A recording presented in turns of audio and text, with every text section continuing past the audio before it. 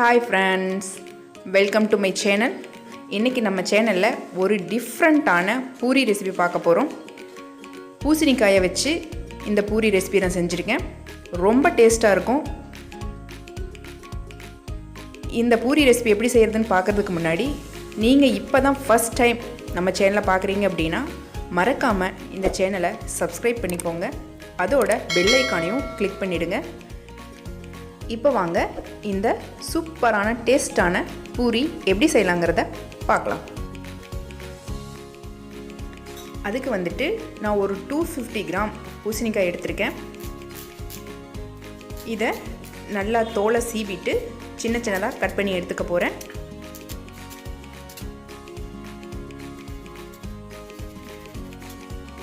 இந்த பூரி பார்த்திங்கன்னா ரொம்ப டேஸ்ட்டாக இருக்குங்க.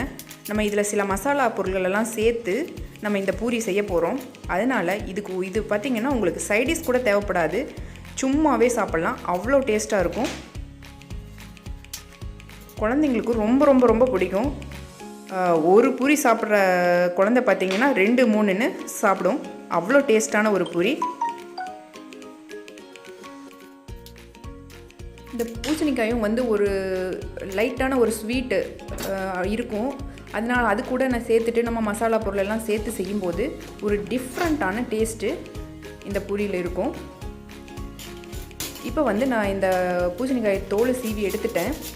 இப்போ இதை நான் துருவி எடுத்துக்க போகிறேன்.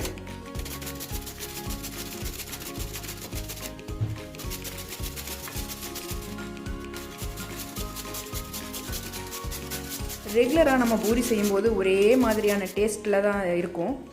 இப்போ நீங்கள் இந்த மாதிரி செஞ்சீங்க அப்படின்னா ஒரு டிஃப்ரெண்ட் டேஸ்ட்டில் நம்ம பூரி சாப்பிட்ட மாதிரி இருக்கும்.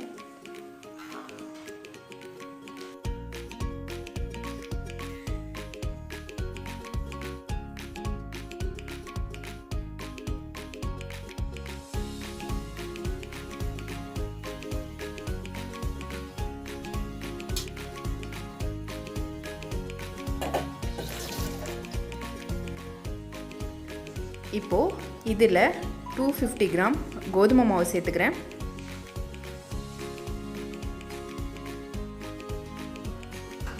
அதோட 2 டேபிள் ஸ்பூன் மிளகாய்த்தூள், அப்புறம் ஒரு 1/4 டீஸ்பூன் ஓமம் சேர்த்துக்கிறேன். அதோட ஒரு 1/2 டீஸ்பூன் உப்பு,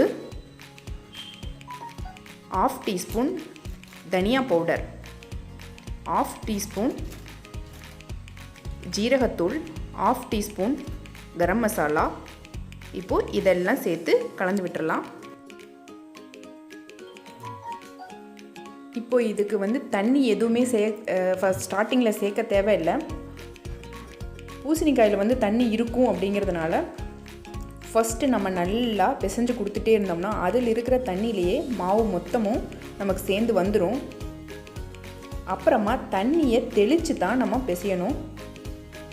பாருங்கள், நான் சும்மா 1 ஸ்பூன் 2 ஸ்பூன் அளவுக்கு தான் சேர்த்துறேன் தண்ணி. பாருங்கள், பிசைஞ்சிக்கிட்டாச்சு. நான் நல்லா பிசைஞ்சிட்டேன்.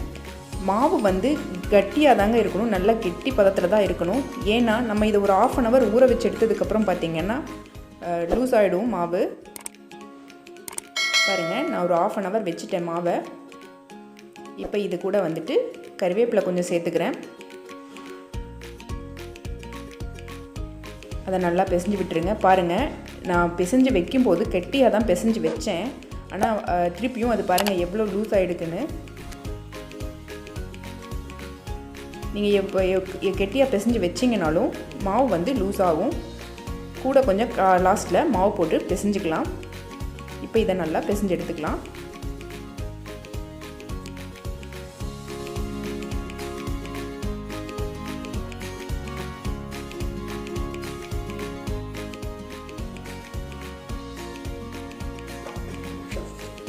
இப்போ இதை பூரி மாதிரி தேய்ச்சிட்டு நம்ம போட ஆரம்பிக்கலாம். மாவு போட்டு நம்ம தேய்க்கிறதுனால நல்லா தட்டி விட்டுடுங்க. மாவு மொத்தமும் கீழே விழற மாதிரி இந்த மாதிரி தட்டி எடுத்துக்கோங்க. எண்ணெய் சூடாயிடுச்சு, நான் பூரி போட்டு எடுத்துக்கிறேன்.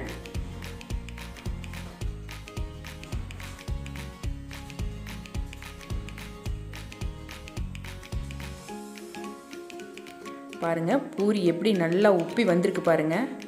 அதோட நம்ம பூசணிக்காயோட எல்லோ கலரும் சேர்ந்துட்டு பூரியே நல்லா கலர்ஃபுல்லாக இருக்குது. பார்க்குறக்கே சூப்பராக இருக்குது. அதோட டேஸ்ட்டும் சூப்பராக இருக்குங்க. டிஃப்ரெண்ட்டான ஒரு பூரி.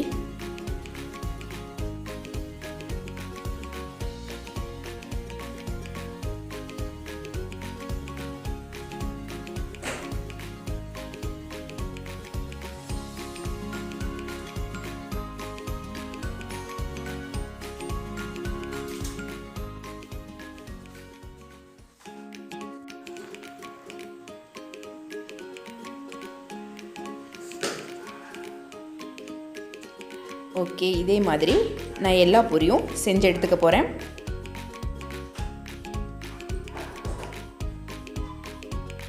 பாருங்கள் ஃப்ரெண்ட்ஸ், நம்ம பூசணிக்காய் பூரி ரெடி ஆயிடுச்சு. நீங்களும் இதை உங்கள் வீட்டில் செஞ்சு பார்த்துட்டு எப்படி இருந்ததுன்னு கமெண்ட் பண்ணுங்கள், லைக் பண்ணுங்கள், ஷேர் பண்ணுங்கள். மறக்காமல் இந்த சேனலை சப்ஸ்கிரைப் பண்ணிக்கோங்க. அதோட பெல் ஐக்கானையும் கிளிக் பண்ணிவிடுங்க. தேங்க்யூ.